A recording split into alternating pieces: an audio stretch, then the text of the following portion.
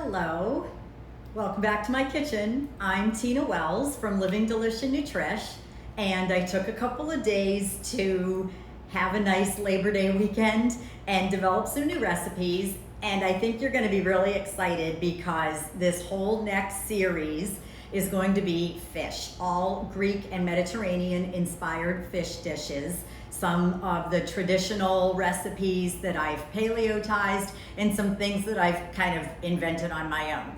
So today is going to be one of those. I'm just going to check in here and see who's with us. Hey, Susanna.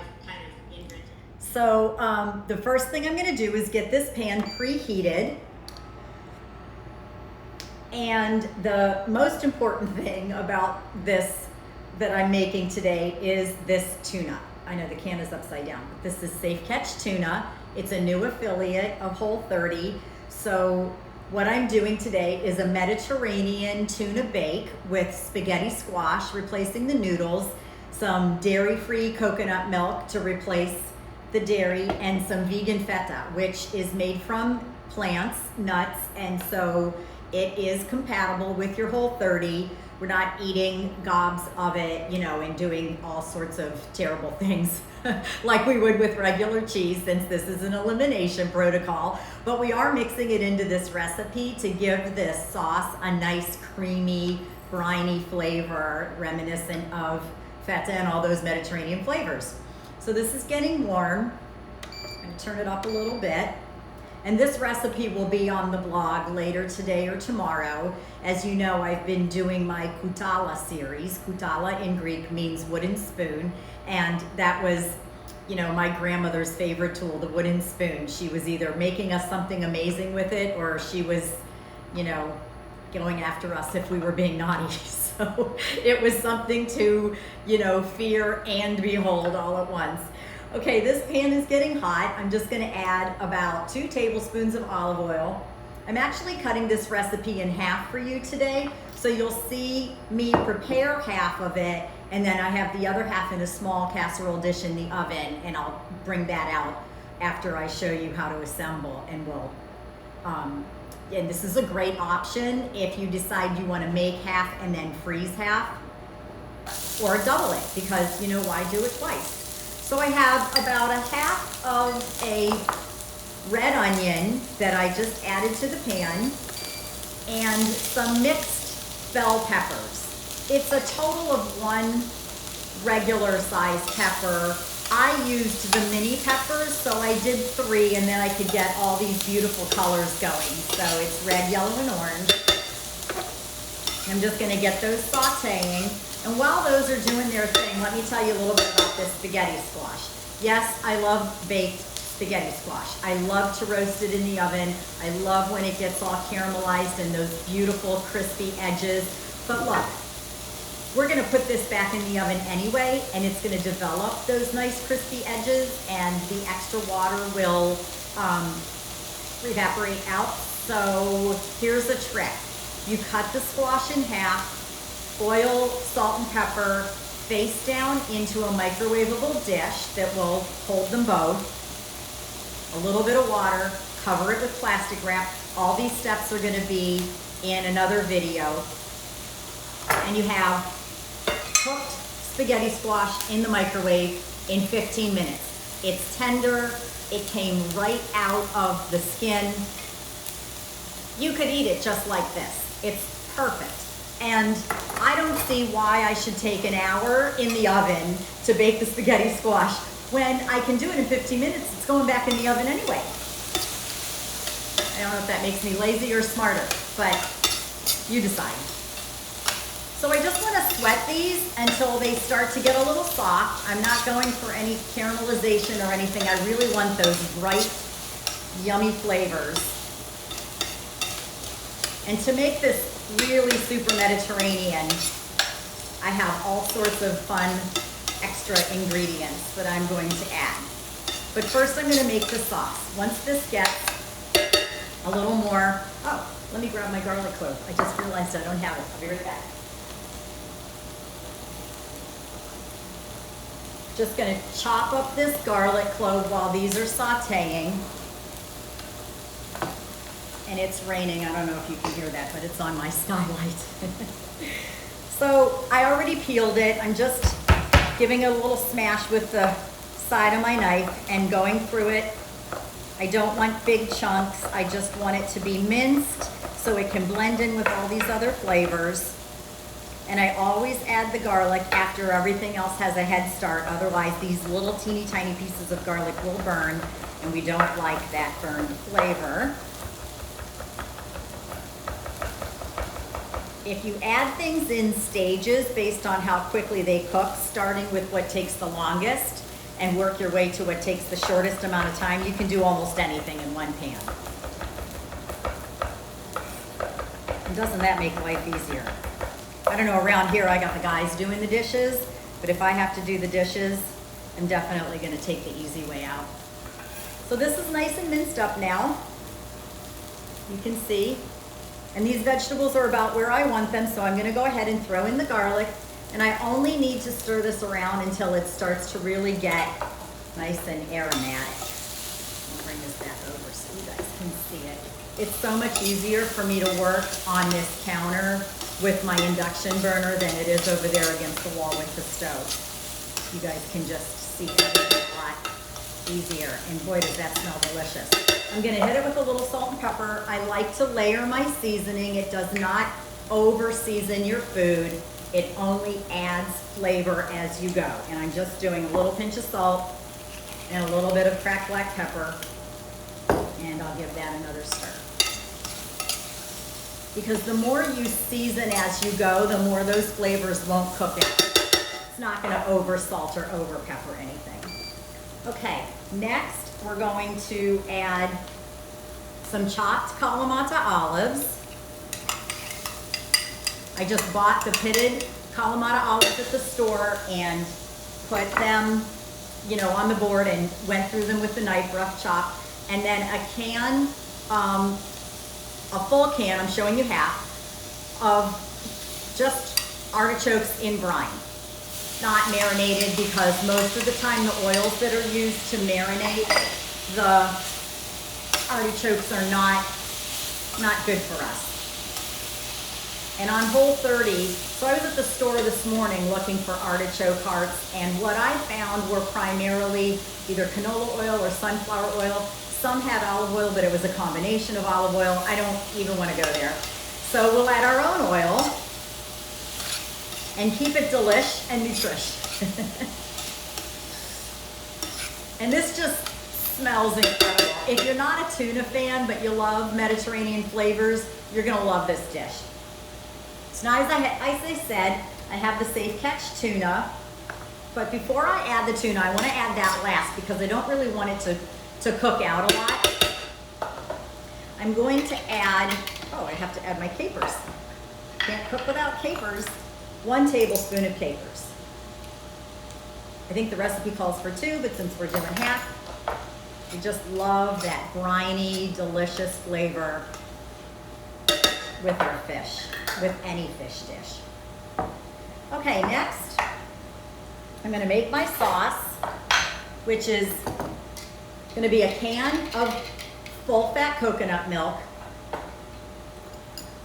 and a tablespoon, since I already used my tablespoon, I'm gonna use 3 teaspoons of tapioca flour. It's an awesome thickening agent. As soon as it hits the heat, it gets nice and thick.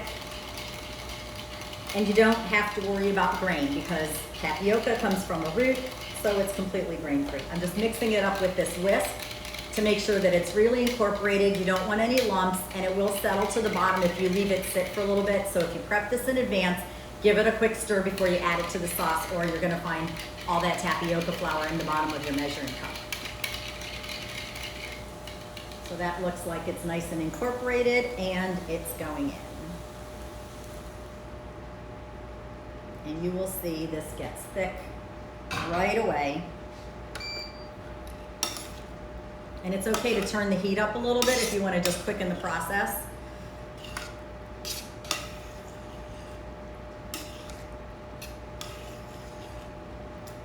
I'm coaching a Whole30 group for September, and they are awesome. Hello to anyone who might be watching, or if you catch this later. We had our first Zoom call last night. I've got people in 3 time zones. They were all very excited for us to meet each other, and they had a fabulous first week. We are on day 8 today. I'm doing it with my group in solidarity, and if you're checking out my Instagram stories, you're gonna see I had an amazing NSV, which is a non-scale victory, and I'm really happy about it because 8 days ago, I don't know if you can see, I could not button these pants.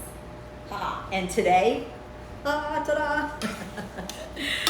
So the inflammation is already reducing, and there's nothing wrong with that. Okay, as I make a mess here, I'm gonna add the feta. Again, since I'm doing half of the recipe, this is that Violife feta. It's not incredible on its own, to be quite honest, but mixed in with other recipes, or another thing that I'm gonna be doing soon is a marinated plant-based feta, so I'll be using this for that, and it just absorbs all those flavors. It does give this dish a nice briny flavor. I already cubed it up a little bit. It doesn't come cubed like this. I just sort of went through the package with a small knife, and I'm just gonna stir that in. I want it to melt. It's a little reminiscent of some of those baked or roasted feta recipes, but I'm still kind of opposed to those. So while that's doing that, I'll tell you a little bit about Safe Catch Tuna. It is completely paleo. It's Whole30 approved, of course. And Safe Catch was generous enough to send me a few coupons as a new affiliate, and I really wanted to feature it in an amazing dish. So I think you're gonna love it in this dish. It has a wonderful flavor. It's the safest, lowest mercury tuna you can find. And you know, you get what you pay for. So where do you want to spend your money?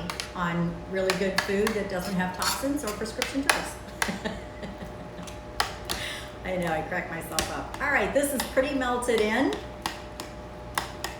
So I'm gonna remove it from the heat.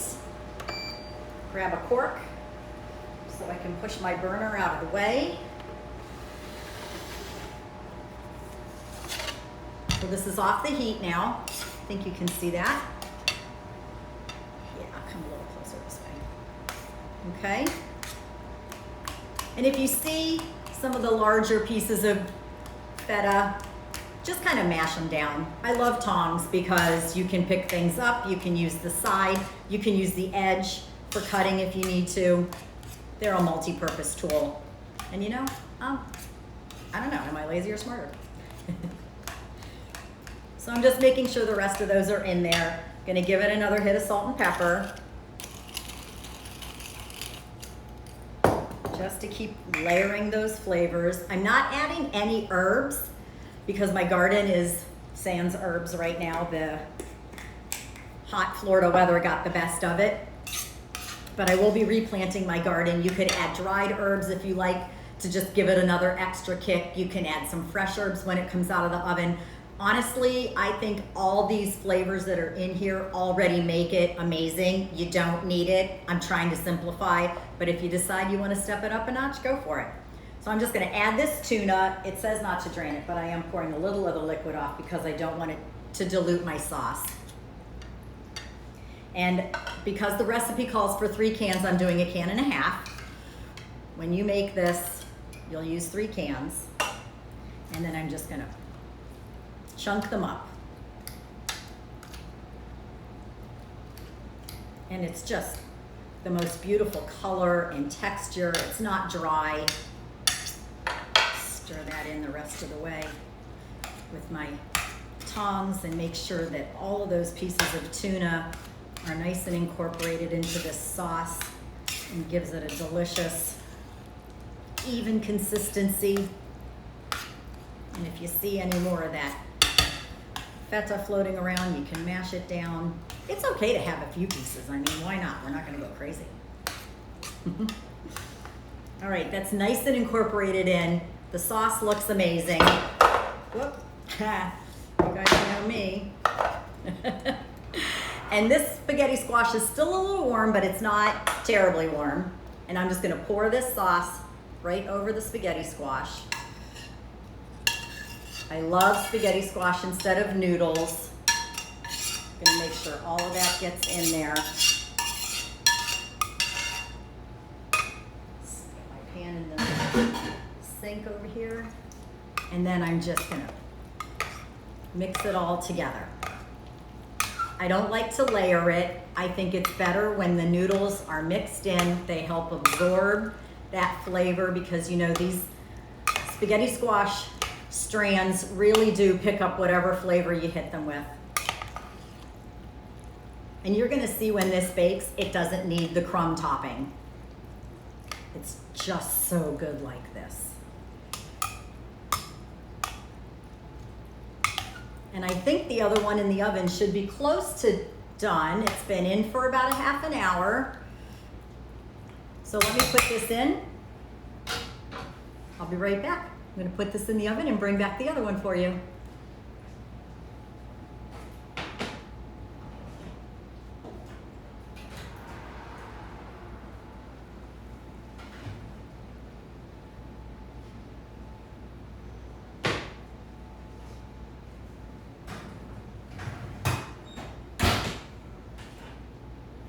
This is way too hot to serve, but look at that deliciousness. It's bubbly and nice and crispy around the edges.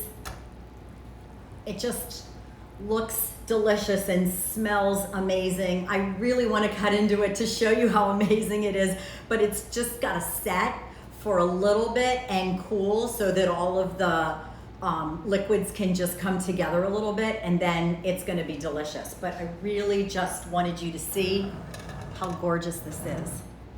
See if I can pick it up and get it a little closer because this pan is super hot. Okay, who needs crumb topping? Look at that. It's beautiful. And again, you can prepare this whole thing, bake it off, cover it really tight, and throw the whole thing in the freezer. If you've got some serving pieces or casserole pieces that are, you know, freezer to oven, you can defrost it in the refrigerator before you put it in the oven and then just bake it till it's warmed all the way through.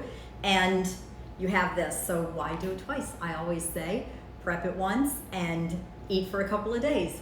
I hope you try this recipe. It is going to be the first in my new series, the Koutala Volume 3, which is all Greek-inspired fish dishes. I'm going to incorporate some really fun recipes like my calamari that has an amazing crispy batter made from tapioca flour, and I've got some whole fish that I'll be grilling. A lot of fun recipes coming up. So I hope that you'll stick with me every Tuesday here on Instagram, IGTV at 1 p.m.